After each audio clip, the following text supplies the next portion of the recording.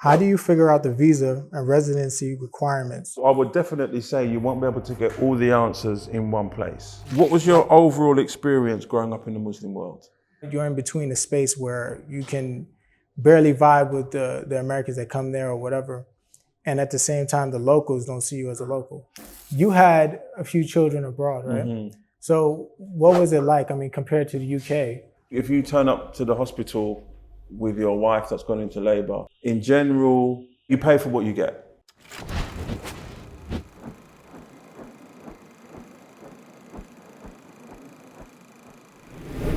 So, Uncle Hamza, we have the first question here from the viewers. Okay. First question is, how do you figure out the visa and residency requirements for a country you want to relocate to? No. It's an interesting one. In my experience, well, I used two methods. The first method is basically Google.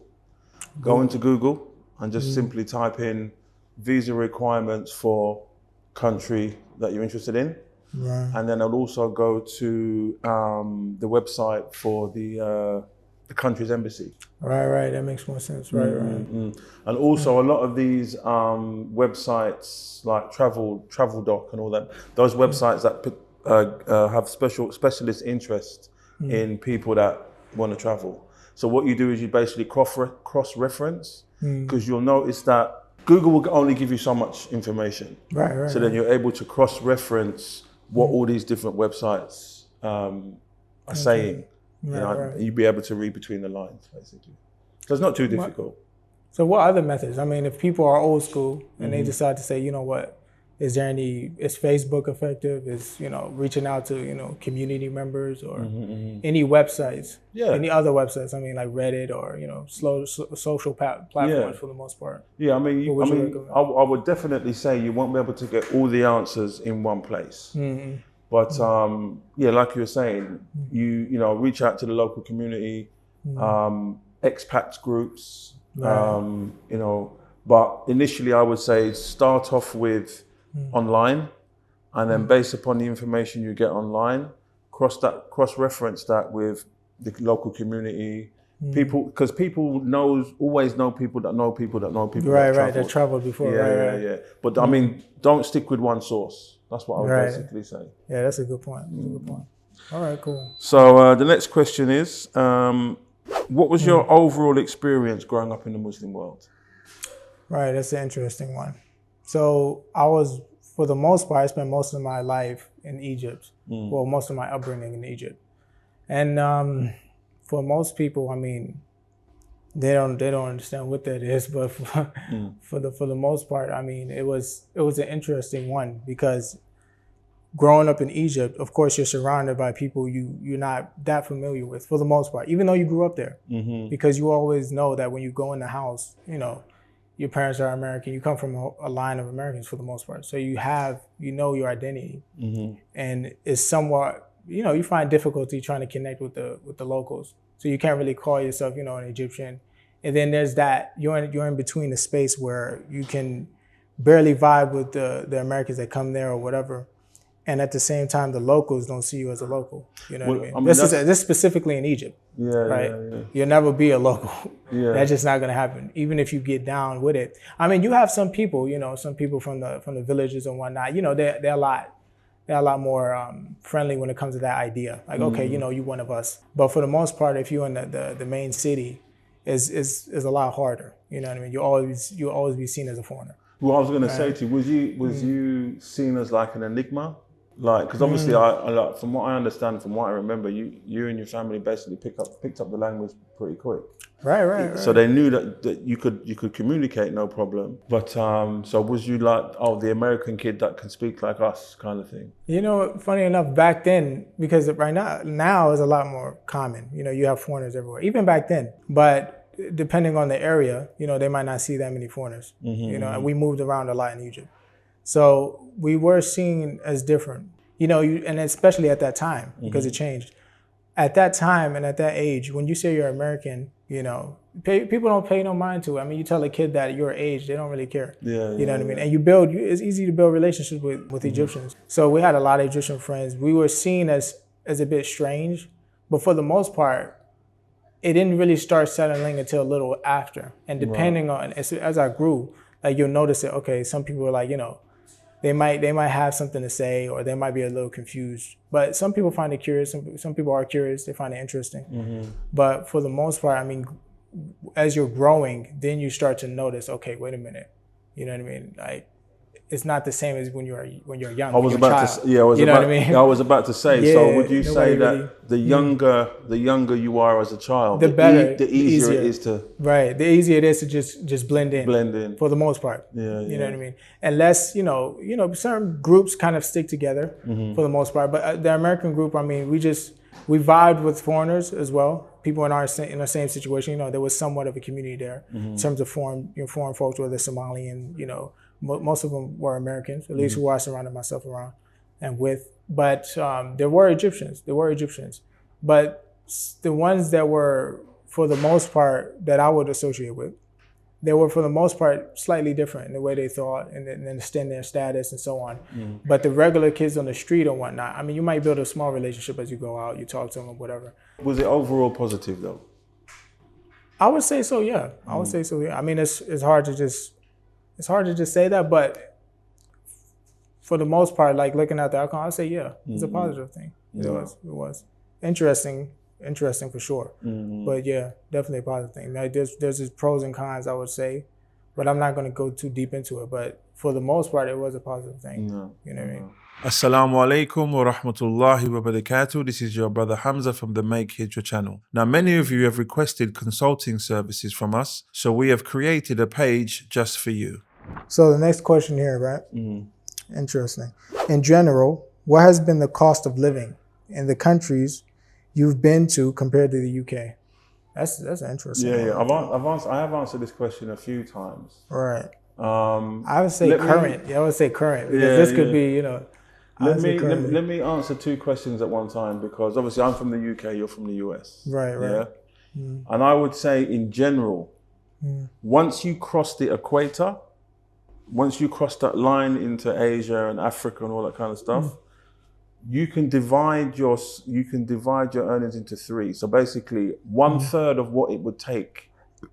Like, let's take simple numbers: $100 in the US, £100 in the UK. Right. Yeah. What you could afford to buy in our respective countries would drop to 1/3 once you cross the equator. So, we have that saying where our money's long. It is long. Right. Like it's a positive.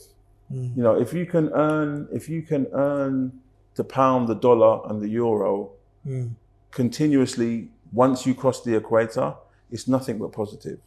Right. It's nothing but positive. The only thing that changes really and truly, like in my country, for example, the UK, we have so-called free healthcare. So it can be a bit of a shock when you cross the equator into Africa, Asia, the Middle East, where everything you have to pay for.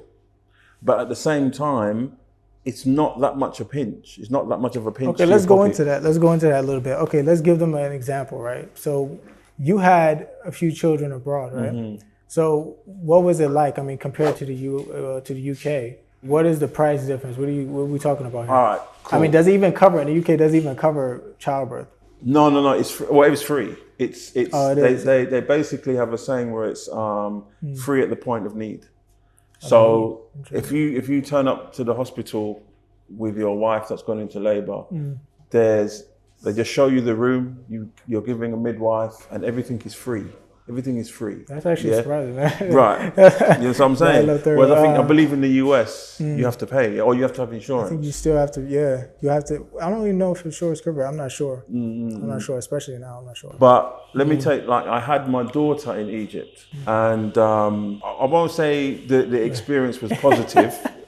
Do you understand? But obviously, they had to make sure that we were able to pay. In general, you pay for what you get.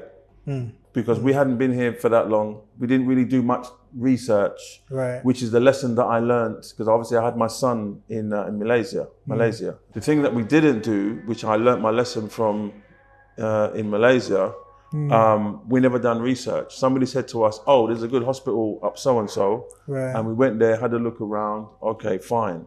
So we had my daughter there, and we paid,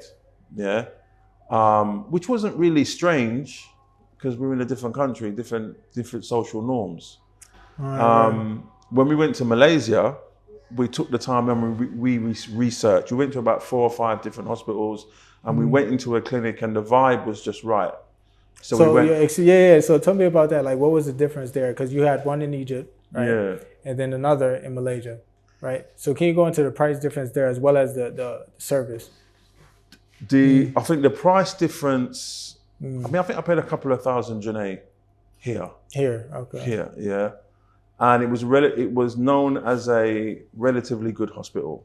Yeah, right. I mean, it was clean. One thing that was a big shock was in the UK, the husbands or the fathers are allowed to be in the room with the mother while they're giving birth. Both here in Egypt and in Malaysia, they don't allow that. Oh, Malaysia didn't allow. They don't allow that, bro. Right, but here in Egypt, it was a big thing for me. Like I lost control. You know what I mean? Right. What they actually did to me, the little story. What they actually did to me was when they could see that I was getting agitated, because they'd said to us, "You can't come into the room," and I was like, "Listen, I'm going in that room no matter what." You know what I'm saying? So you know what they did? They called me downstairs to fill out a form. Right. Yeah. And while I was downstairs filling out the form, they took my wife into the room. Yeah. And it wasn't until I was filling out this form I thought, hold on a minute. So when I ran back upstairs, my wife was already giving labour in the room, and they'd locked the door, bro. So I couldn't get in. So I'm there banging and kicking the door. And then by the time I'd bang and kick the door a few times, she came out with the baby in her hand. Dang, so it was already done. It was already done. Wow. But the consolation to that is the doctor came over to me and said, look, he apologized to me and said, look, I'm sorry. I know you do things differently in the UK, but here we don't allow it. But your wife and daughter are fine, blah, blah, blah, blah, blah. So now moving on. So, I mean, if I was to grade that service out of 10, I'd give it a 6. And the only reason why, it seems bad, but I have to include the experience of not being there while my wife was giving birth to my daughter. So that was the only letdown, really and truly. Wow. Now Malaysia, obviously we learned our lessons from what happened in Egypt. We went to Malaysia, we handpicked this clinic. We just walked in. So this was a clinic. It wasn't like a big old commercial hospital. No. The thing is, we could have gone to a hospital. Right. But what we found out is that they have clinics that specialize in just birth. That's interesting. Yeah. Right. So, and I don't even think that this clinic that we chose was top grade. I would say it was middle level. Right. But the customer service approach of the staff, the well-mannered, like they were well-mannered, polite, you know, and you didn't feel like this is a business. We want your money. Right. They basically gave us a brochure, said, right, these are the options that you can have. Pick one. Wow. We spoke to the doctor. I said, look, welcome, blah, blah, blah, blah. And, you know, later on when my wife gave birth and she came out, she said to me, the doctor could see that I was nervous. And he started singing to her to calm her down. Yeah, do you know what I'm saying? Right. And it was more expensive. It was more expensive, but because my wife had a positive experience, I paid it again. Right. I would have probably even paid more. Do you know if the commercial hospitals or the huge hospitals there, is it more than the clinics? I'm not sure, to be honest, because the hospitals that we did visit, I mean, listen, they were top notch. They were clean.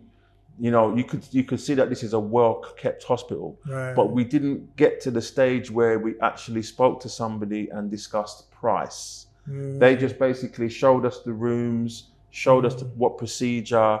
This is where my wife would be when she's giving birth. This is where she'd be taken to after birth. And, you know, we thought, okay, fine. We'll let you know. And we moved on to the next one. Because what we did was, when we went to I think we went to 2 hospitals and we went to maybe 2 or 3 clinics. But when we went to the clinic that we chose, it was just a vibe. I just looked at my wife and I said, you like this one? She went, yeah. And then that's when we proceeded to ask about the price. Right. So know what what I mean? would you grade that? That's a service. Yeah, that's like a 10 out of 10. yeah. Bro, let me give you another right. quick story. We have to move on. Let me give you another quick story. After my son was born, it was a hot day. Right. Yeah, and I pulled the car up. Yeah, and my wife had my son in her hands, and because it was a hot day, one of the nurses got an umbrella and put the umbrella up over my wife and escorted her to the car. To make sure that, that was the point of customer service, making sure that the customer's happy, and that impressed me, bro. I can't give it less than I have to give it a 9. I have to give it a 9. It's not quite a 10. Why is that? Okay, it's not quite a 10. It's because we paid for a normal procedure, a normal birth. Okay. But what actually happened was, and that's what we paid for, but what actually happened was, my wife had complications, so there had to be a cesarean. Oh, okay. I see. So what they attempted to do is try and charge us again for the cesarean package, which my argument was, okay, well, I've paid for the normal procedure, add on more. For the cesarean. Okay, I see what you're saying. No, right. But what they wanted to take the money for the normal procedure, and then they said, okay, well, your wife's had complications, so we have to have a cesarean. Okay, so it's going to cost you X. So my argument was, well, hold on a minute. The procedure hasn't actually happened yet. So count what I've paid already as a deposit, and then tell me how much more I have to add on to have the cesarean procedure. Right. But they wanted to charge me again. What did they? No. In the end, then I got my way. I said, no. I'll pay a little extra. But the mere fact they attempted to, because if I'd have said, here, they would have took it. Do you know what I mean? They would have took it. So yeah, I mean that's why. But other than that, 9 out of 10, 100%, bro. So look, before we move on with that, right? No. You had another experience, right? Mm-hmm. And that was in Tanzania. Right? Yes. So tell me a little bit about that, right? Because you had 2 different countries. You have Malaysia, you have Egypt, right? Now you have Tanzania. Now I'm in Tanzania. Well, this was obviously my wife is Tanzanian, right? So it was her own people, her own language, and she felt more relaxed. So that was crossed off. Okay. Yeah? The actual hospital we used, I have to say, was very, very good. I mean, aesthetically, the way it looked, it wasn't up to Malaysian standards. Right. But it was clean. The staff were helpful. You wasn't seen like a number going through a conveyor belt. The facilities were basic but adequate. And my wife was happy, which is what any man should gauge. It's like, okay, as long as as long as you're happy, that's fine. You know, they were attentive. You know, I mean, when blood tests had to be taken, they were like, if they said, I'll be back in an hour, which is actually the same thing that happened in Malaysia. If they said, okay, I'll be back in an hour, 59 minutes later, they'd be knocking on the door. Nice. They were on point. Right. I mean, culturally, I was a little bit of a shock to them, because what usually happens is in Tanzania is basically the man stays away, and the mother and the sisters and the aunts are all around my wife. So you're not allowed inside? No, I'm allowed. Oh, you're allowed inside? No, okay. But funny enough, I wasn't, because my wife had to have another cesarean. They're not going to let you go in to see the cesarean. If it's a natural birth, that's fine. It's surgery, Right. So obviously my wife went in and she came out and she was fine. But even while my wife is recuperating in the hospital, usually that's a woman's thing. The man is out doing what he's doing, and it's the mother, the aunts, the sisters, only females. The family, right. So when I was there, I slept on the bed next door to my wife, and like they were saying, "Isn't your husband going home?" And she said, "Don't waste your time. He ain't going nowhere." But they accepted it. They was cool. Do you know what I'm saying? So even that, I'll give that.